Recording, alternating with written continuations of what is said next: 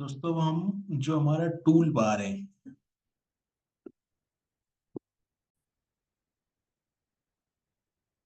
अभी हमारा जो टूल बार है, इस टूल बार में हम लोगों को ये मॉड्यूल कॉन्फ़िग करना है।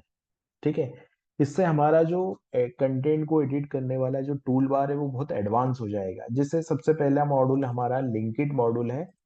तो ये लिंकिड मॉड्यूल का पेज है।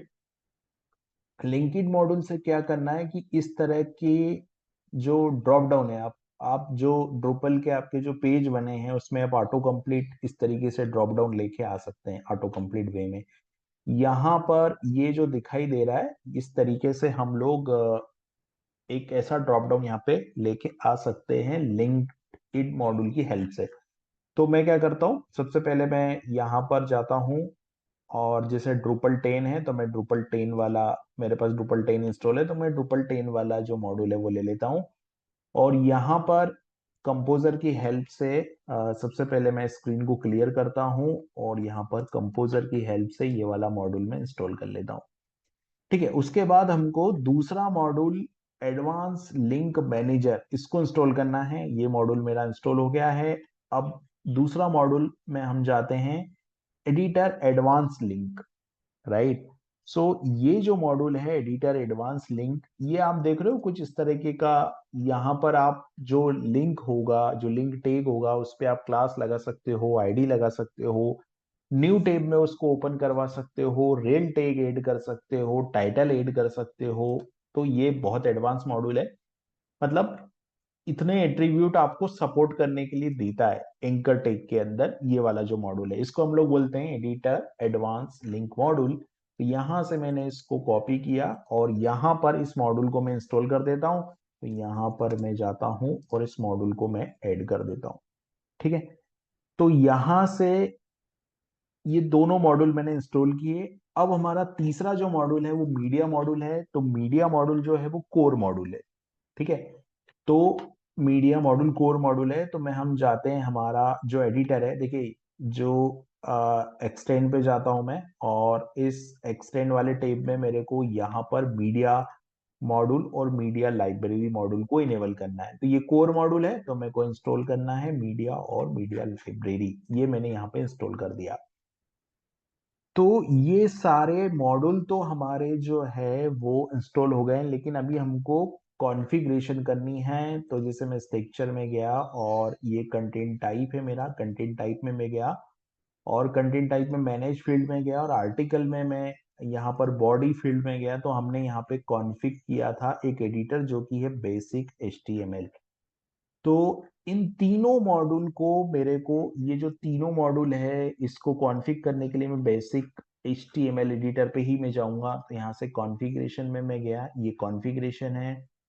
उसके बाद मैं टेक्स्ट एडिटर पे गया, ये टेक्स्ट एडिटर है। और बेसिक HTML पे मैं कॉन्फ़िग पे गया। यहाँ पे आप देखोगे कि कुछ ऑप्शन आपको यहाँ पर दिखाई देंगे। सबसे पहले तो मैं मॉड्यूल पे जाता हूँ और जो लिंक्डइन मॉड्यूल हमने ऐड किया था उसमें मैं जाता हूँ। तो यहाँ पे ये लिंक, एक जो हमारा मॉड्यूल था लिंकिट मॉड्यूल, इसको इनेबल करना है मेरे को। और ये दो मॉड्यूल मेरे को इनेबल करना है। मॉड्यूल मैंने इनेबल नहीं किए थे इसलिए ऑप्शन नहीं दिख रहा था। यहाँ पर मैंने मॉड्यूल को इंस्टॉल कर दिया। लिंकिड मॉड्यूल भी इंस्टॉल हो गया मेरा और एडिटर एडवांस कॉन्फ़िगरेशन मॉड्यूल भी इंस्टॉल हो गया। अभी यहाँ पर जाकर मैं लिंक्डइन मॉड्यूल को, लिंकिड मॉड्यूल है और लिंकिड मॉड्यूल के बाद में एडवांस लिंकिड मॉड्यूल है। ठीक है। यहाँ कॉन्फ़िगरेशन में मैं गया और यहाँ पर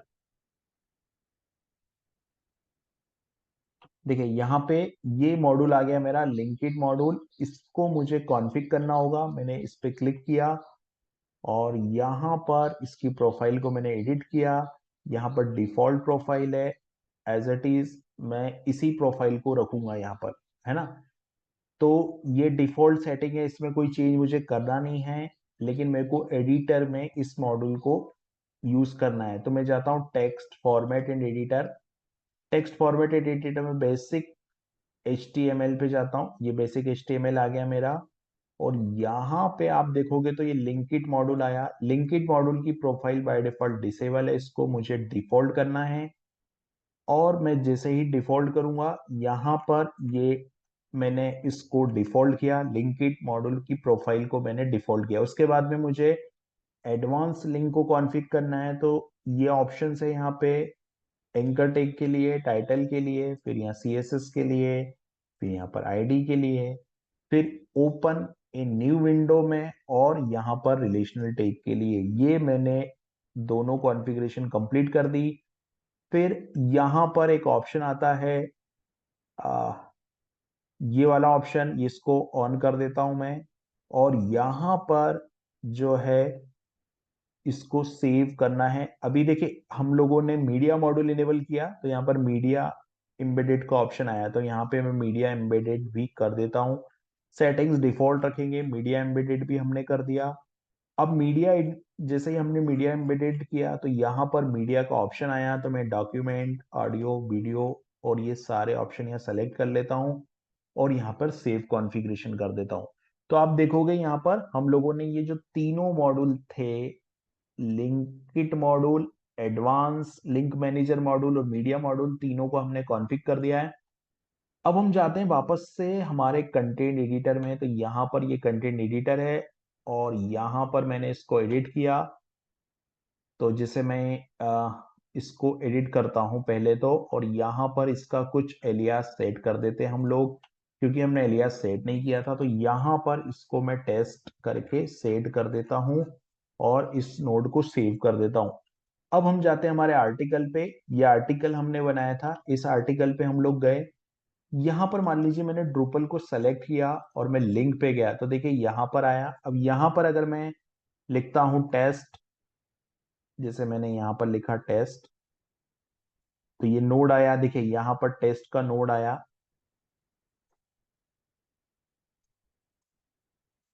मैंने जैसे ही क्लिक किया यहाँ पर ये ऑप्शन आया, राइट।